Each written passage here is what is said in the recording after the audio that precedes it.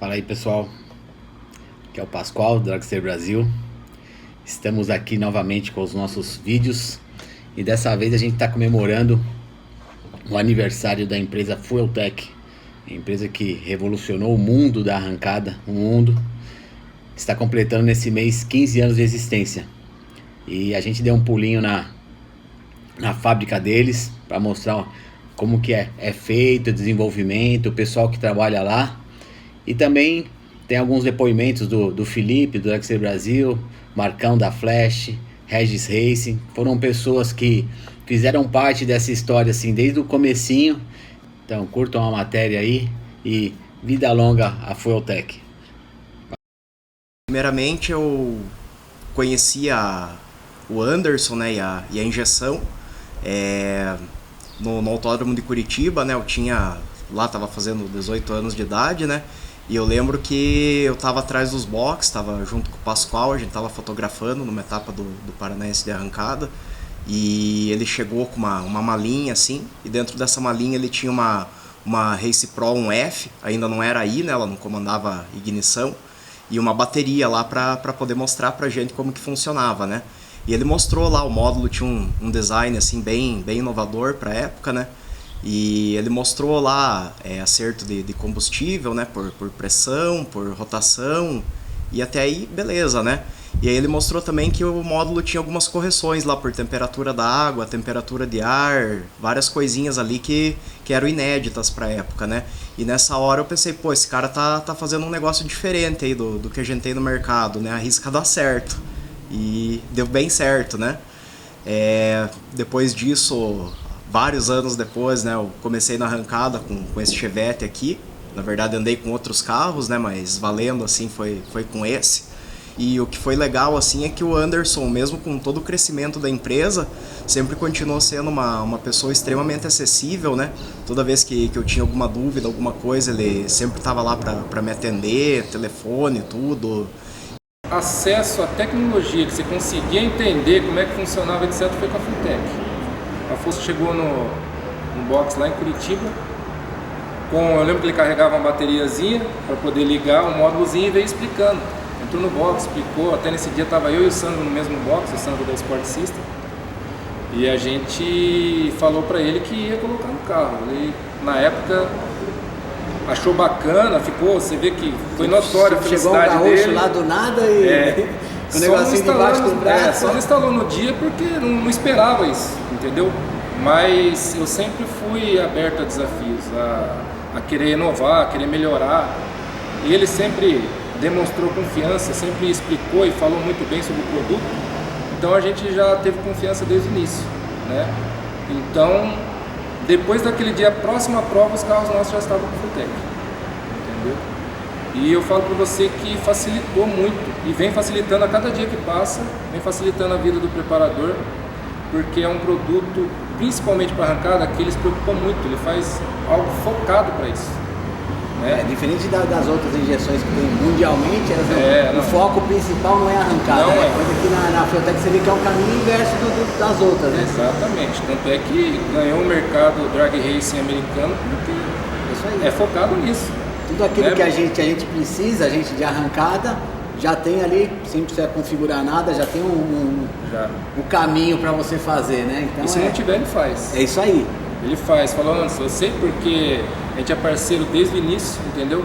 Quantas opiniões, quantos preparadores que pediram e ele fez. E depois, é lógico, com toda a maestria dele, ele lapidou e fez de forma adequada. Mas a Fueltech é impressionante. O que melhorou o desenvolvimento dos carros, a potência, a confiabilidade, entendeu? Eu costumo dizer que a arrancada brasileira cresceu tanto graças à injeção e graças às pistas, entendeu?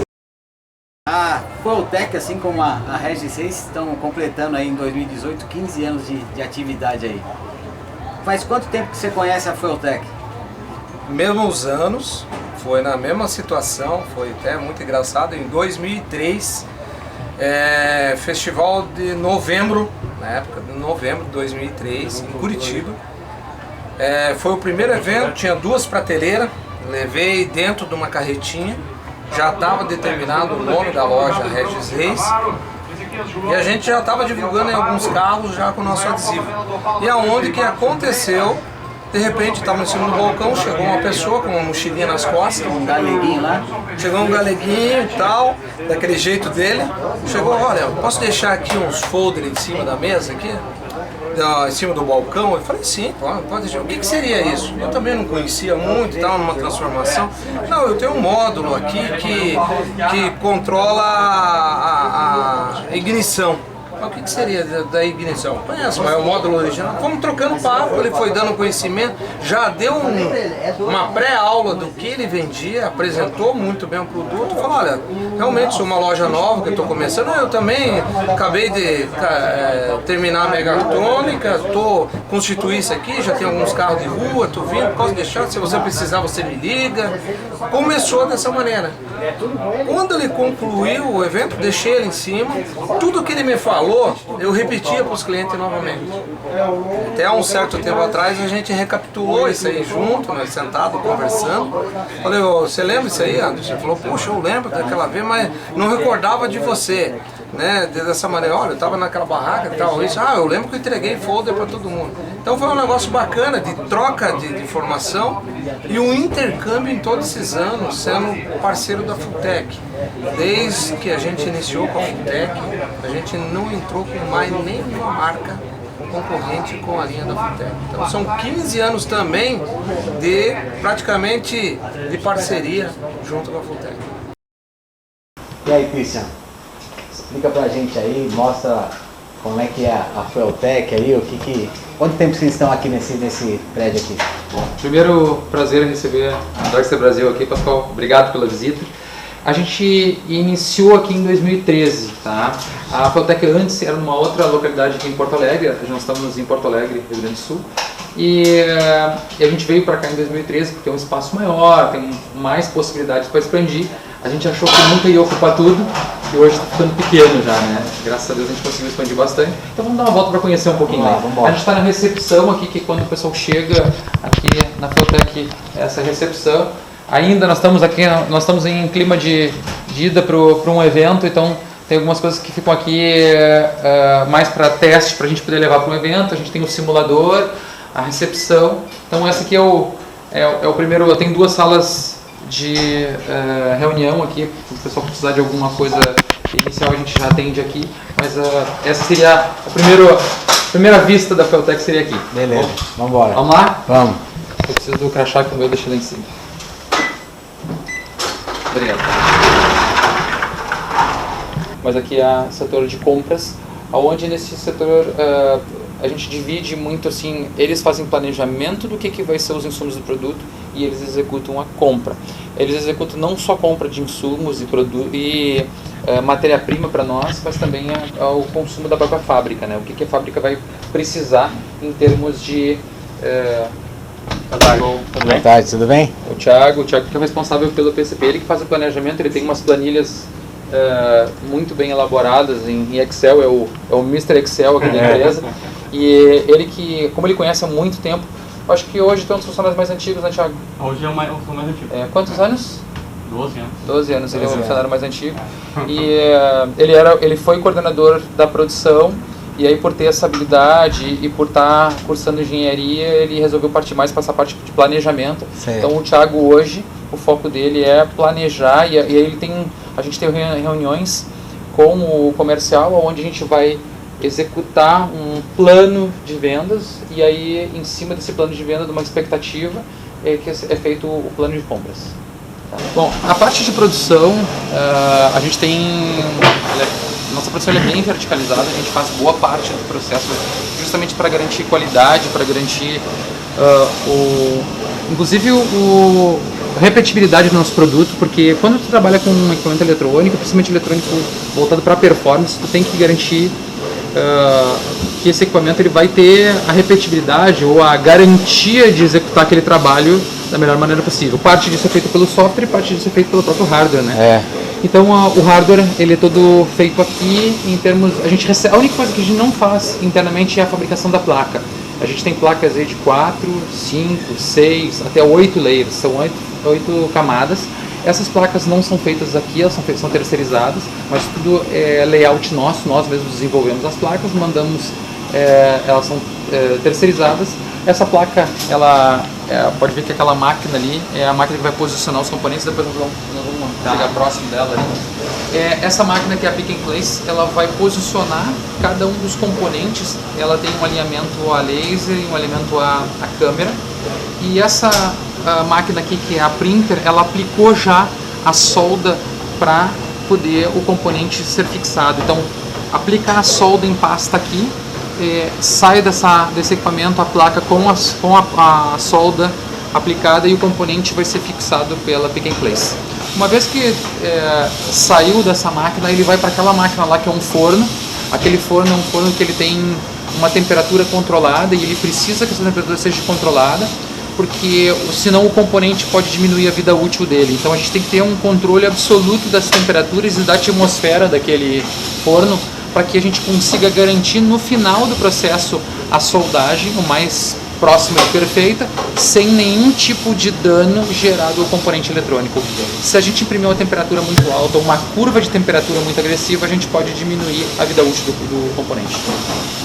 Esse processo aqui que as meninas estão fazendo aqui é um processo de inspeção, ou seja, a máquina já foi aplicada a solda, já foi posicionado, já foi para o forno e elas estão fazendo uma inspeção. Elas têm lupas e maneiras de testar a placa, algumas coisas visuais, outras coisas com teste, justamente para poder garantir que todo o processo que foi executado aqui 100% está bem montado e sem nenhum tipo de solda com problema ou algum tipo de dano futuro que pode virar uma falta de material, solda. E aqui é o processo final de montagem, onde a placa ela já foi vistoriada lá pelas meninas, já foi feito um processo onde garantiu a qualidade do produto como hardware, né? E aí ele vai recebendo alguns componentes que não podem ser montados na Pick and Place. É feito alguns testes, é colocado o software e a partir daí existem placas de teste. Por exemplo, ali ele está programando aquele hardware virgem, né? E aí com essa programação ele vai poder fazer os testes futuros e ele passa por uma segunda área de teste, que são os testes finais, que são os colegas que às vezes têm um pouco mais de experiência, inclusive com manutenção e fabricação. E por último, aqui a gente não está montando nada agora, mas é o processo final de montagem que vai se tornar um produto, ou seja, ele vai ganhar embalagem, catálogo, ele vai pegar um módulo de injeção, vai pegar um chicote, vai pegar outros itens que contém o kit de produtos, né? E aí esse produto, quando ele está finalizado, ele vai para essa sala aqui, lá é o estoque e aqui é a expedição, ou seja, o comercial gerou um pedido, pega do estoque de produtos que está no sistema, esse produto vai ser separado e vai ser enviado.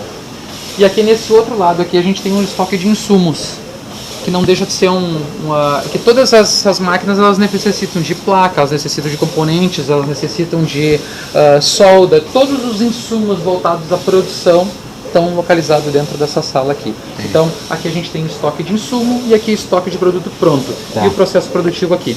Esse layout foi modificado há mais ou menos uns 4 anos e isso nos deu uma capacidade de produção bem melhor, porque ela é contínua, né?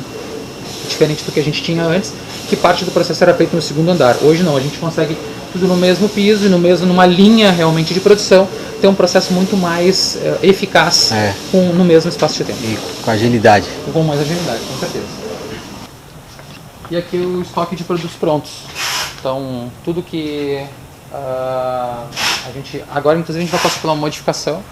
A gente vai ampliar a altura das nossas prateleiras.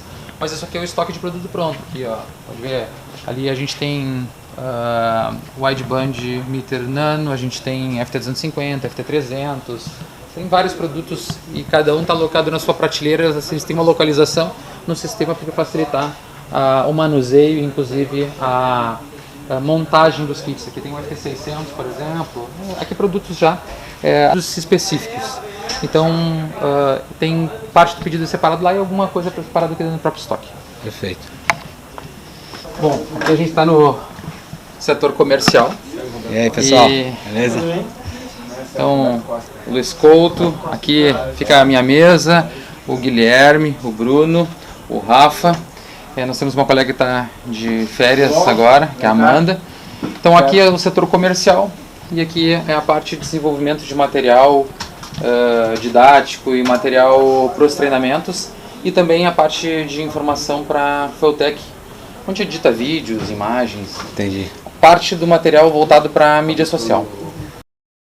Aqui é o setor de manutenção mesmo. Aqui que são executadas, tudo bom? Aqui que são executadas as manutenções. Beleza. Bom, Miguel, a gente recebe essas manutenções, são classificadas, são colocadas naquele armário e a partir disso eles têm uma OS, que é a ordem de serviço, Certo. e vão executar de acordo com o grau de prioridade estabelecido pelos colegas. Entendi. Bom, aqui a gente tem o suporte técnico, está um pouquinho desfalcado porque tem um colega que está de férias, tem outro colega que está nos Estados Unidos e a gente está prestes a evento, então o pessoal acaba se movimentando, tá? Então aqui essa área aqui, onde tem esses 6 lugares, é suporte técnico. A gente atende o suporte técnico Brasil e fora do Brasil. Então a gente tem, na verdade a gente divide em línguas. A gente atende o suporte técnico em português, espanhol e inglês. O coordenador do suporte técnico é o Maurício, ele está de férias agora. A gente tem um outro, o Henrique, ele faz suporte técnico tanto em português quanto em inglês. Alguma coisa em espanhol se precisar, né? A gente tem outros colegas que fazem suporte também em outras línguas, alguns que estão nos Estados Unidos. E lá naquele canto lá é o pessoal que trabalha na recepção das manutenções, ou seja, a gente tem manutenção do mundo inteiro. Então qual é o objetivo? Chegou a manutenção aqui, ela é avaliada em termos assim de prazo, prioridade, da onde que ela é, e a gente coloca lá um prazo de prioridade que ela vai ser executada num outro setor aqui do lado, que é o setor de manutenção. E toda a manutenção que a gente recebe do pessoal, a gente faz uma avaliação, e essa avaliação às vezes tem um prazo lá de 4, 5, 6, até 7 dias úteis, dependendo do que a gente for executar em termos de manutenção. Então a gente recebe manutenção dos Estados Unidos, recebe manutenção da Europa, a gente tem clientes na Alemanha, Inglaterra, a gente recebe manutenção América Central, Estados Unidos e América do Sul. Bom, a questão dos treinamentos, Pascoal, como é que a gente elaborou? A gente começou isso em 2010 em parceria com uma escola do Senai, que é a Escola Senai Automotivo de Porto Alegre. Porém, o que acontece é que esse formato, junto com o Senai, se tornou um pouco fechado demais, porque as pessoas vinham até aqui, então ficava um pouco mais difícil. A gente fez uma pesquisa de mercado lá em 2010, e se o cara quisesse montar um Turbo A, um Turbo B, ele tinha 5, 6, 7 oficinas para montar um carro dessa categoria. E a gente começou a perceber que a gente tinha que, de alguma forma, treinar as pessoas, levar informação. Em 2012 a gente criou uma escola volante, a primeira turma Manaus, para mostrar que no extremo norte era possível fazer em qualquer lugar. Esse treinamento foi evoluindo e eu acho que ele chegou num grau de maturidade muito bom no início de 2017, quando a gente começou a fazer esse treinamento em qualquer lugar do Brasil, tendo dinamômetro, não tendo dinamômetro. Todos os treinamentos têm 32 horas e pode ser feito em qualquer lugar do Brasil, em qualquer hotel, por exemplo. E aí a gente chegou num processo bem legal. Então é um treinamento que ele pode ser feito em qualquer lugar que não necessite, por exemplo, uma estrutura mínima, a não ser um ar-condicionado e uma sala. Entendi. Tá bom? Mas aqui não é dado nenhum Não, curso aqui não tem nenhum treinamento. Alguns treinamentos específicos para algumas pessoas, quando tem algum lançamento de algum item, alguma coisa que é muito específico, a gente traz uma ou duas pessoas, mas isso é uma coisa muito rara e a gente normalmente não gosta de personalizar para não dar prioridade para um ou para outro. São raros os casos onde isso acontece. Sei lá, aconteceu assim, toda a história desse prédio aqui uma ou duas vezes. Entendi. Bom, essa daí é a fábrica da Feltec, localizada em Porto Alegre. Eles têm também uma sede nos Estados Unidos, mas os módulos e toda a parte aí quase toda a parte, né, de manutenção é toda feita aqui, o desenvolvimento é feito aqui. E isso é uma coisa que enche nós brasileiros de orgulho, né, que a gente consegue colocar um produto que está se destacando também na arrancada norte-americana, né? Que é o país que tem mais expressividade aí no esporte, né? Espero que vocês tenham gostado do vídeo, deixa aquele joinha pra gente e até a próxima.